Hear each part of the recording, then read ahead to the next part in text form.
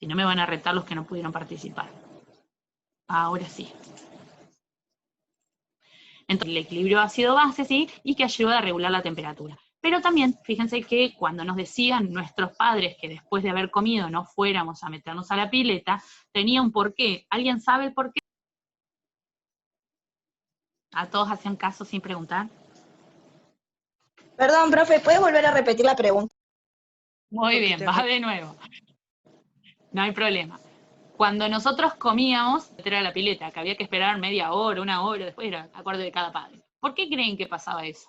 Porque te calambrabas. Que no nos podemos meter ahí. Bien, bueno, ¿y por qué? Vamos a empezar a ser enfermeros. ¿Por qué ¿La creen? temperatura? No.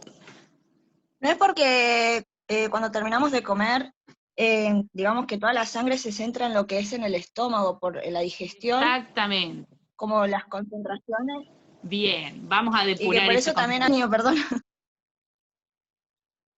Sí, muy bien, tal cual, muy bien.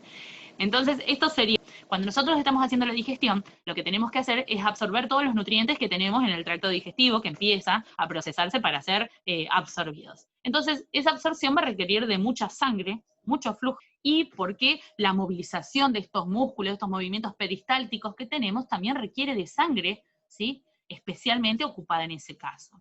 Entonces, nuestros músculos, una cosa es meterse en un piletín, que no pasa nada, en una pelo pincho, pero otra cosa es cuando nos vamos a nadar a medio del río.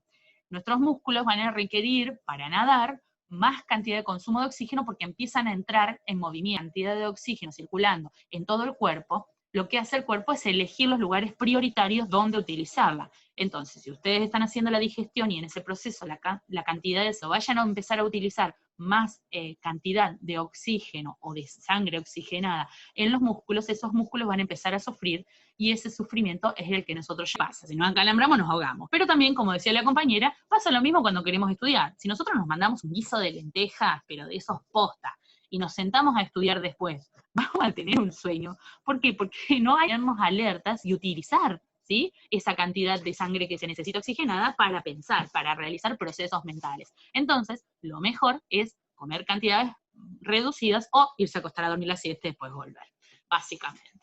La sangre, ¿sí? Y por último, la función de protección.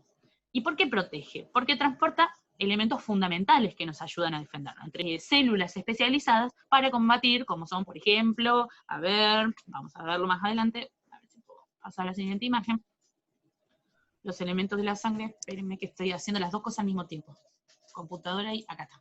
Como protección vamos a tener a las defensas las inmunoglobulinas y el fibrinógeno, que es el que nos va a ayudar a generar ese tapón en el caso de que tengamos una hemorragia. Protección, como estaba en la diapositiva acá, o de defensa, porque transporta estos elementos sumamente importantes para mantenernos sanos. ¿Hasta ahí me van siguiendo? Sí, profe.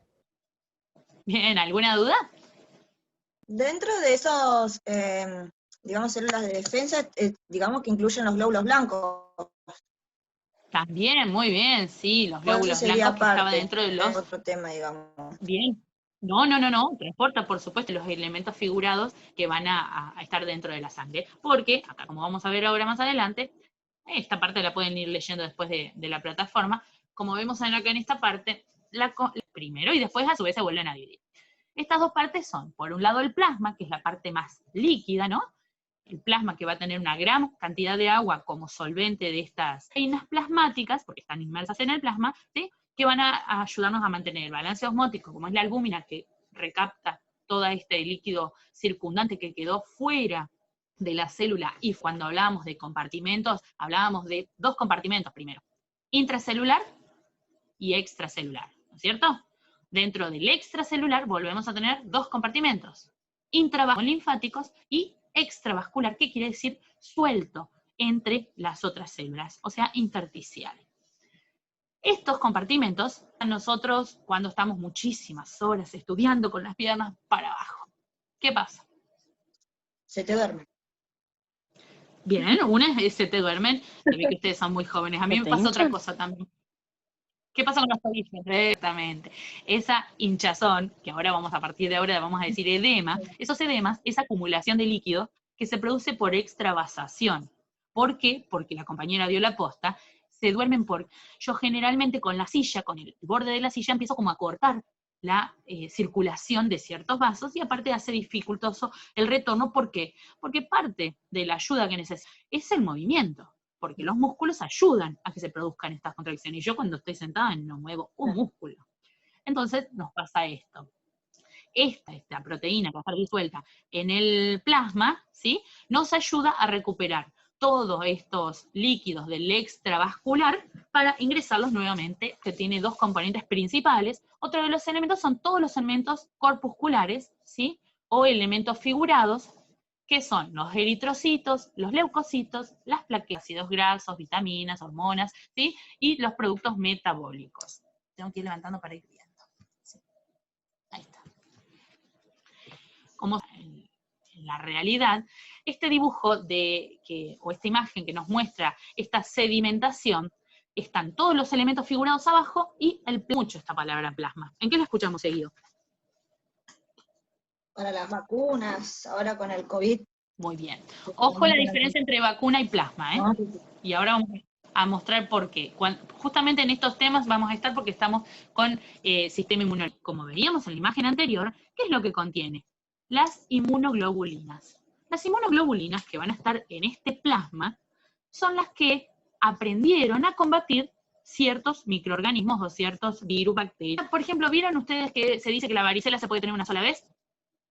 Sí. Bien, en realidad se padece la enfermedad de una sola vez, pero no es que una sola vez nosotros estamos expuestos al virus de la varicela. ¿Qué es lo que pasa? Nuestro cuerpo, varicela la primera vez, aprendió a combatir contra la varicela. Entonces, esas inmunoglobulinas se hicieron específicas, algunas de ellas, para decir, cuando venga este de nuevo lo agarramos porque ya sabemos cómo combatirlo. Entonces yo otra vez me expuse a la varicela. Y cuando me estaba por enfermar porque la varicela ingresó a mi organismo, las inmunoglobulinas dijimos, contra este ya teníamos respuesta. Entonces lo atacan y no me enfermo. Lo mismo queremos hacer con el COVID-19. Algunas personas anticuerpos para combatir el COVID en todo este proceso de enfermedad. Entonces ese suero está cargado de inmunoglobulinas que ya saben cómo combatir el COVID-19. Por lo cual lo podemos usar para ayudarle con las inmunoglobulinas prestadas de otra persona. Pero esto no es una vacuna. ¿Por qué? Porque su propio cuerpo todavía no aprendió a combatirlo. ¿Sí? Lo va a combatir mientras transcurre la enfermedad. Lo que hace es que ya sabemos cómo combatirlo. Ayuda al organismo a combatir, ¿sí?, a enseñarle a combatir a este COVID. ¿Sí? Este proceso sirve en este momento. Perdón, no alcanzo a leer. Háblenme, yo no tengo problema. Porque no alcanzo. ¿Se lo leo, Sí, profe? porfa, porque cuando estoy compartiendo pantalla no puedo verlo. Decime. Sí, profe, ¿y las personas que se contagian y después se vuelven a contagiar de COVID? Importante eso. ¿Por qué creen que pasa eso? Hay dos alternativas, porque en este momento todavía de COVID específicamente no terminamos. Una, que es la más probable, el virus va mutando. A medida que nosotros vamos aprendiendo a combatir el virus va aprendiendo a modificarse para seguirnos enfermando, ¿sí? Los virus son muy inteligentes, ¿sí? No son seres vivos, así que es injusto que para seguirnos enfermando, para modificarse y seguirnos enfermando, ¿sí? Por eso es tan importante que la gente no tome antibiótico por cualquier cosa, porque le enseñamos a las bacterias a combatirlas. Y en el ¿sí? caso del HPV. Le enseñamos a modificarse. Y Dígame. en el caso del HPV, que en un momento hubo el boom, me acuerdo que eran las vacunas, que eran 3 Sigue dosis, estando, sí. que en ese entonces recomendaban mucho vacunas. Claro, y todavía sigue estando. Pero esas vacunas, porque por lo que estuve leyendo el Sí. se ven por números, sé que Sí. 6, 11, que los 50 y algo son los cancerígenos, algo así. Sí. La vacuna te cubre una parte, digamos, de toda. Te cubre contra uno solo, que es justamente el que te conste, el que provoca cáncer de cuello de útero. Solamente contra ese. Claro. O sea que en las vacunas solamente se incluye para ese tipo de papiloma, por así decirlo. Exactamente así. Pero todavía no hay uno que claro. No, señorita. Y le comento, por ejemplo, ¿por qué nos tenemos que vacunar todos los años contra la gripe? Si ya sabes, requiere de una nueva predisposición del organismo para combatirla. Lo mismo creo yo, y esto es una opinión personal, va a terminar pasando con la vacuna del COVID. El COVID va a ir mutando y vamos a tener que vacunarnos todos los años una vez que aparezca la vacuna. Por otro lado, una persona, a veces vos decís, yo tuve varicela y después la tuve de nuevo. Ojo, a veces son las terceras y cuartas enfermedades eruptivas, no tienen nombres. O sea que no necesariamente tiene que ser varicela. Pero igualmente, a veces nuestro organismo no generó la carga virósica suficiente como para haber aprendido a combatir ese virus. ¿Qué es lo que hay que hacer? Un laboratorio para identificar si tiene la cantidad de anticuerpos suficientes para ayudar a combatir a otra persona. Porque a lo mejor atravesó la enfermedad sin generar suficiente carga viral como para que todo su cuerpo aprenda la cantidad de inmunoglobulina que tenga para ayudar a combatir a otro. Entonces, probablemente esa persona tenga más predisposición a volver a enfermarse. ¿Se entiende? Sí. Si la atravesó muy así sencillita, sin ningún síntoma, es poco probable que tenga una buena carga que sirve para ver cuántas inmunoglobulinas aprendieron a combatir este virus antes de administrárselo a otra persona. Y la creación de las ¿Sí? inmunoglobulinas, ¿eso depende del organismo de cada uno, la cantidad que va produciendo el cuerpo, o es por algún motivo en específico No, que por ahí deja no, depende de cada uno. Algunas producirse personas, tanto? las personas que peor, las que la pasan mejor. Porque el cuerpo tardó más en combatirlo y más fueron los esfuerzos que se propiciaron en el cuerpo para poder combatir este virus. ¿Se entiende? No este en particular, las enfermedades en general. Igualmente todos estos temas los vamos a volver a trabajar en inmunología, que lo vamos a dar en las siguientes clases, ¿sí? Bien. Yo voy a seguir avanzando porque por ahí se nos acaba el tiempo dentro de un ratito. Ustedes no se consulten igual y esta clase entera ya está dada, en teoría, ¿sí? Yo, como ustedes no la alcanzaron a ver, ahí me avisa que me quedan 10 minutos, pero como ustedes no la alcanzaron a ver, yo se las estoy repitiendo. Pero la idea sería que cuando ustedes salgan de esta clase, que ya se suponía que la tendrían que haber visto, sino que les voy a dejar subida las clases sobre las que vamos a trabajar la semana que viene. Entonces ustedes van a tener, cuando salgan de la clase nuestra que tenemos ahora, van a tener 2 clasecitas en video, ¿sí? Que una es sobre sistema linfático y otra sobre sistema inmune, el próximo miércoles. Entonces, el miércoles que viene, ya todos con el material mucho más canchero y más visto, vamos a trabajar en un diálogo entre todos, entre que ustedes me pregunten y yo explique cosas a mayor profundidad, como lo estamos haciendo ahora. Perfecto. Perfecto, me encanta. Buenísimo, eso es re buena señal. ¿Alguno más entendió? Porque si una sola, Sí, estamos sí. fritos. Sí, lo que va a ser más que nada como para consulta, por decirlo así.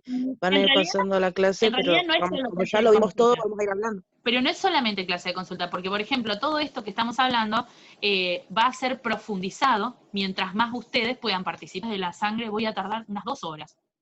¿Por qué? Porque material hay un montón más. La idea es que complementemos entre los 30 minutos que di toda la clase teórica de corrido, más estos 40 minutos en donde explicamos aquellos que ustedes quieren profe el libro y busquen, ¿sí? Esto es fundamental. En este PowerPoint que está acá, y en la clase que está grabada sobre este mismo PowerPoint, van a encontrar el detalle de para qué sirve cada uno de los elementos de la sangre. Yo justo me detuve en esto porque está muy importante que ustedes sepan todos los elementos que componen la sangre.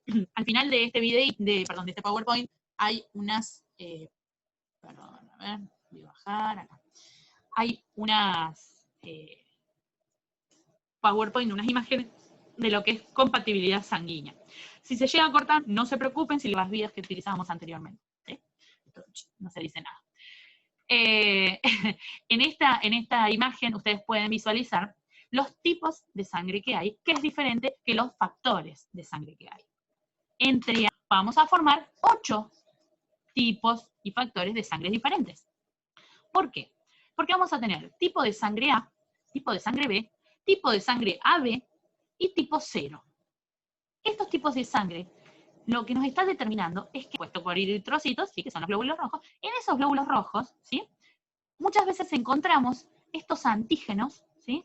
Antígenos A en el tipo de sangre A, antígenos B en el tipo de sangre B, y antígenos A y B en el tipo de sangre. Pero el plasma, que es el que acabamos de ver recién, que también es componente de la sangre, va a obtener también un anticuerpo preparado para que nada extraño entre al cuerpo. Estos anticuerpos que nos ayudan a defendernos también nos pueden ayudar. El tipo de sangre A, que en sus glóbulos rojos tiene antígeno A, va a tener disuelto en el plasma anticuerpos anti-B, que van a repeler al tipo de sangre B. Por lo cual, si a mí me ponen sangre B y yo soy de tipo A, mi cuerpo va a reaccionar sobre la parte del cuerpo y va a empezar con un shock anafiláctico. Porque va a cerrar todos los vasos, porque dice, esto es un agente extraño, cerremos para que no se esparza. Y está en la sangre, se va a esparcir. Entonces empezamos con un shock anafiláctico. Lo mismo pasa a la inversa, como este glóbulo rojo tiene el antígeno A y el antígeno B, su plasma no va a tener ningún anticuerpo, porque no tiene que repeler a ninguno de los dos. ¿Se entiende?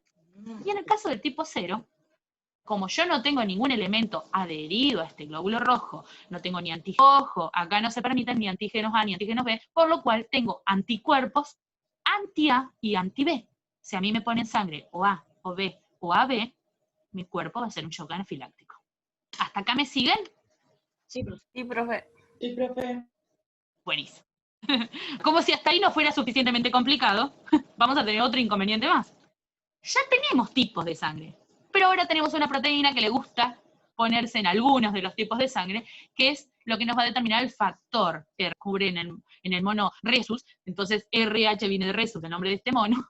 Cuando yo tengo este componente extra, voy a ser RH positivo. Y cuando no lo tengo, voy a hacer RH que intenta combatir todo lo que sea diferente a lo que él es, para que no se meta nadie extraño como si fuera una bacteria, o un virus, o lo que fuere.